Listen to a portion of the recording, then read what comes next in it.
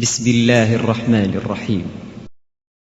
إن الذين توفاهم الملائكة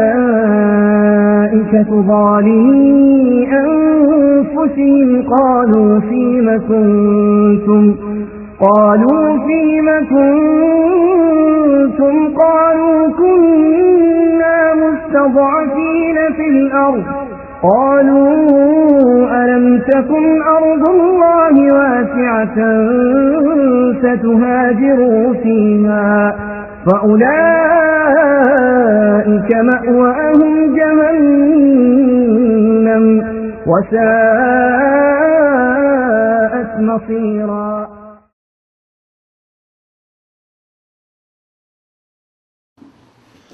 بسم الله الرحمن الرحيم. الحمد لله رب العالمين، والصلاة والسلام على أشرف الأنبياء والمرسلين نبينا محمد وعلى آله وصحبه أجمعين.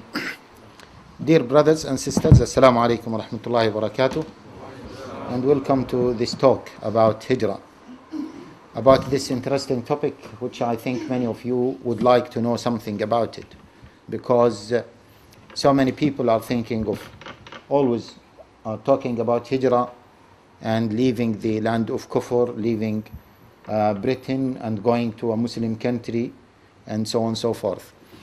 And because of the importance of this topic and the implications, the various and numerous implications of this topic, I really wanted to speak about it and to clarify certain issues about it. And normally when people speak about this topic, they deal with it in a very traditional way. However, I will try my best not to deal with it in a very traditional way, but I will try to do my best in order to deal with it in a practical way, leaving the traditional way aside little bit, in order to be able to understand this topic from various angles in a very practical way. In the beginning, brothers, as you know, we have to define what Hijrah is, the definition of Hijrah, and there are various definitions, but all of them are revolving around leaving Darul Kufr to live in Darul Islam. Just in a nutshell, without getting into much details about many definitions of Al-Hijrah, according to many scholars. Leaving Darul Kufr to live in Darul Islam. Now, Darul Kufr and Darul Islam, once we speak about this, we need to define what Darul Kufr is and what Darul Islam is. Obviously, if we want to speak about any particular topic, we have to give definitions of all the terms mentioned in that topic. And as you know, we are talking about Hijrah, and I call this topic the myth of Hijrah. So we have to define what Hijrah is. And once we define what Hijrah is,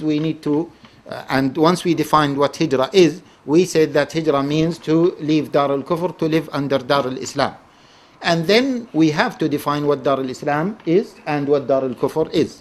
However, I will leave this definition aside for a moment, and because I will get into maybe more details in the future.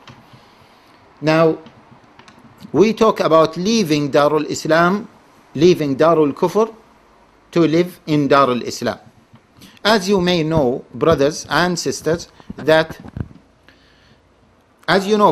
once we speak about leaving Darul Kufr to live in Darul Islam, people immediately say that it is wajib upon the Muslims to live in Darul Islam and to leave Dar al Kufr.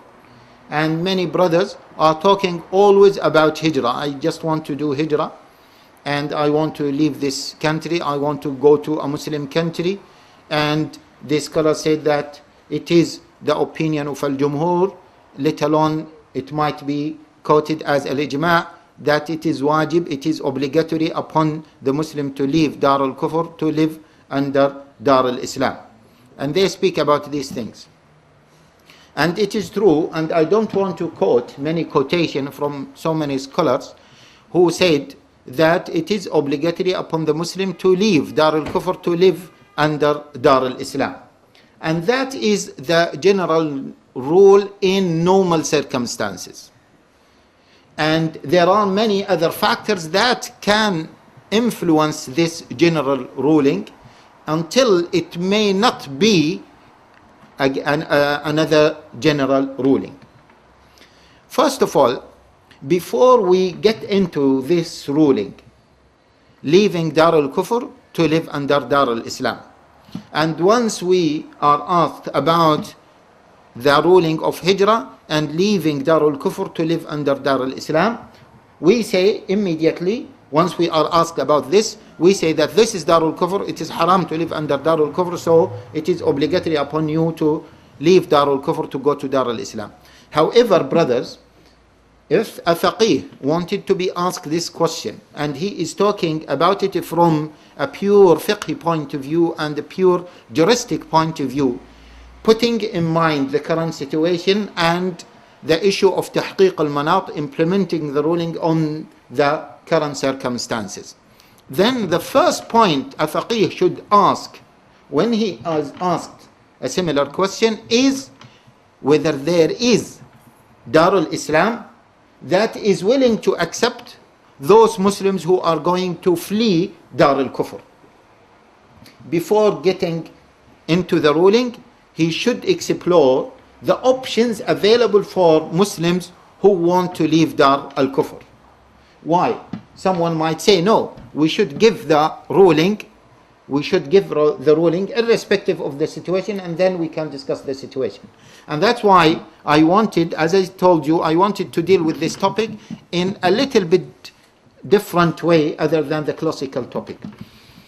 Brothers, just this ruling, which is related, this important principle, that you have to explore all options available for the one who is asking you the question before giving him a verdict or before giving him an answer. This is an important principle.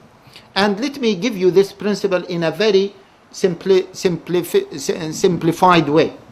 If a Muslim, let us imagine a Muslim, he is in the desert and he is about to die.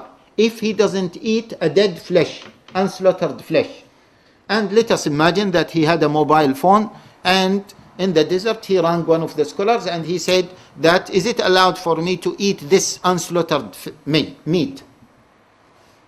Haram meat. Obviously the answer is what? It is haram. حرمت عليكم الميتة, by consensus, no need to discuss it.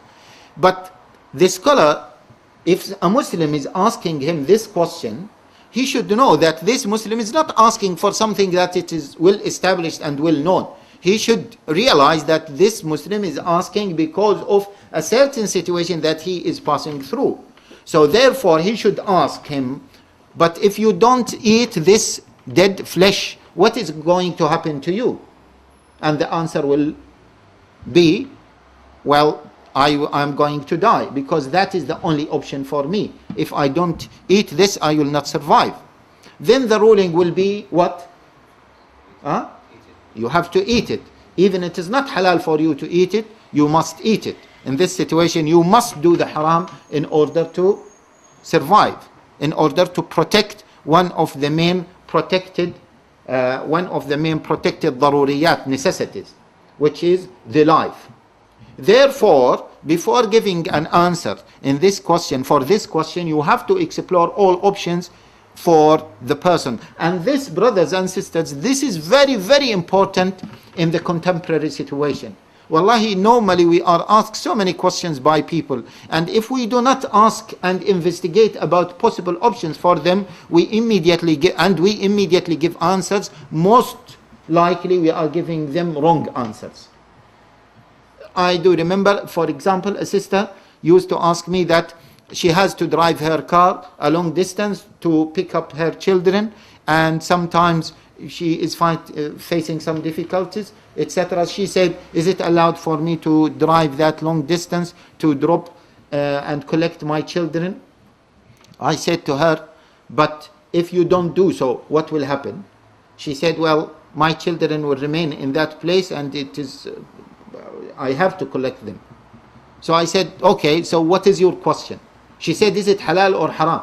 I said to her, no, you should not ask me whether it is halal or haram, because you did not allow me, you did not leave any option for me to tell you this is haram, so go to the other option which is halal.